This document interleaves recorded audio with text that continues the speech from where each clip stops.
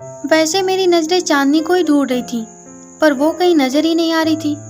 इतने में ही डेस्क पर रखा फोन बजा और हमको कॉन्फ्रेंस रूम में बुलाया गया।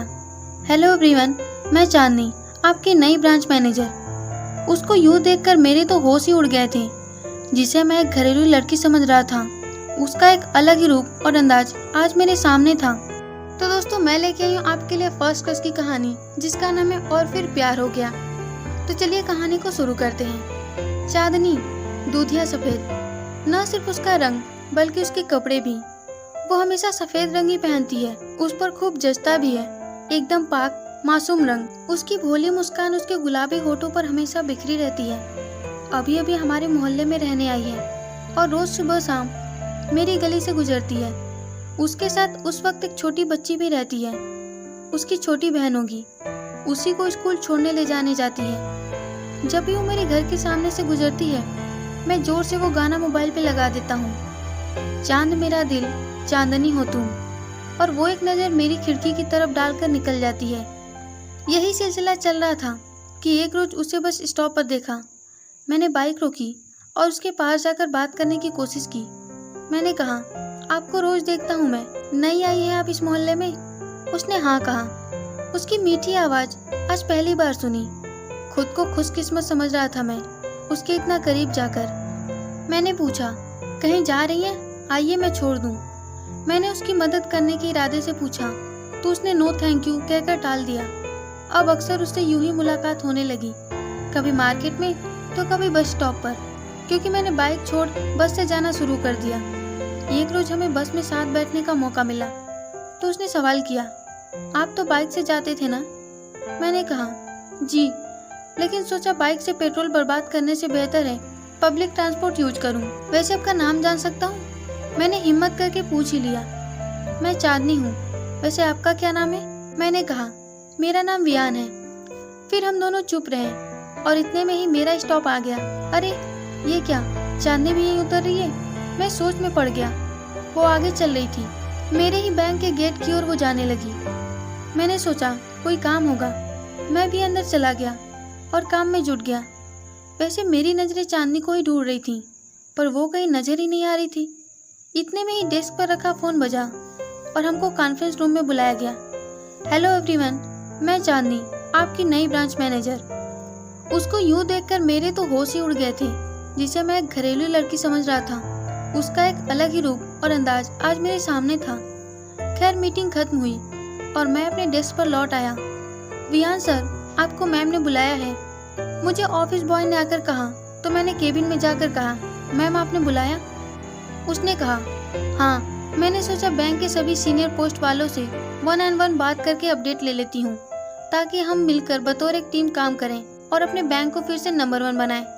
चांदनी की बातें सुनकर मेरी जान में जान आई, वरना मुझे लगा वो मुझे फटकार लगाएगी। जिस तरह से मैं उसके करीब जाने और दोस्ती करने की कोशिश कर रहा था, लेकिन वो काफी प्रोफेशनल थी।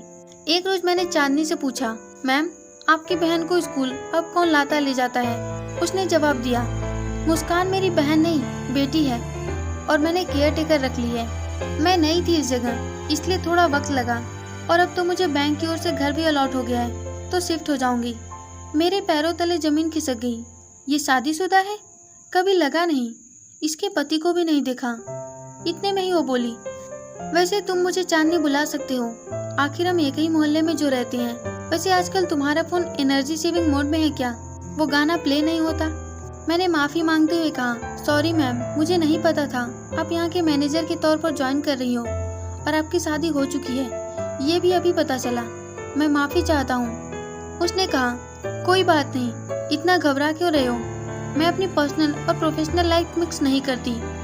उसके जाने के बाद मैं थोड़ा सहज हो गया, पर दुख इस बात का था कि पहली बार किसी से प्यार हुआ, लेकिन अब यह अधूरा ही रह जाएगा। चांदनी और मैं अच्छे दोस्त बन रहे थे। वो बैंक के दिए बड़े घर में शिफ्ट भी हो गई थी। मुझे लगा अपनी फैमिली के साथ खुश होगी वो। इसी बीच मैंने उससे एक रोज पूछ लिया, चांदनी अपनी पति देव से भी मिलवाओ कभी, अब तो हम दोस्त हैं। उसने कहा, वियान, शादी के 1 साल बाद ही उनका एक्सीडेंट हो गया था। हमारी लव मैरिज हुई थी। मेरा नाम भी शादी के बाद उन्होंने बदल कर चांदनी रख दिया था। उनको मुझ पर सफेद रंग बहुत अच्छा लग रहा था, पर क्या पता था कि ये सफ़ेद रंग वो मुझे हमेशा के लिए दे जाएंगे। उसकी खूबसूरत आंखें उदास लग रही थी। मैंने उसे संभालते हुए कहा, तुमने दोबारा शादी करने की नहीं सोची कभी? उसने जवाब दिया, मुझे हमेशा ही लगता था कि प्यार एक ही बार होता है। रोहित की यादें और मेरी बेटी मुस्कान का साथ काफ़ी है ज़िंदगी गुजारने के लिए। मैंने कहा, पर चांदनी, प्यार के और प्यार के लिए कोई रूल्स थोड़ी होते हैं कि ये बस एक ही बार किया जा सकता है या पहला प्यार ही आखिरी प्यार होता है। प्यार तो एक खूबसूरत एहसास है जो दिल और रूह को छूता है। इसकी शुरुआत भले ही शारीरिक आकर्षण से होती हो, पर जब ये परवान चढ़ता है तो सीधे आत्मा में उतरता है। तुमको जब लगे कि प्यार दोबारा हो रहा है तो बस खुद को रोकना मत। उससे ये सब एक झटके में कहकर मैं चला आया। अगले दिन छुट्टी थी।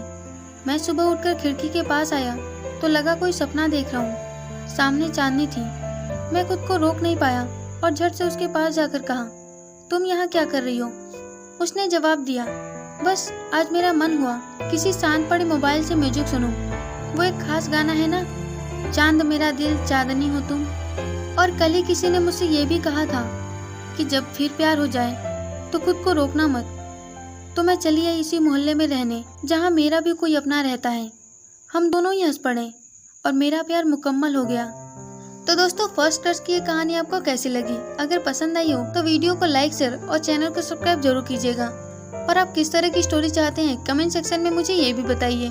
तो फिर मिलेंगे एक नई खूबसूरत कहानी के साथ। तब तक के लिए बाय बाय, टेक केयर।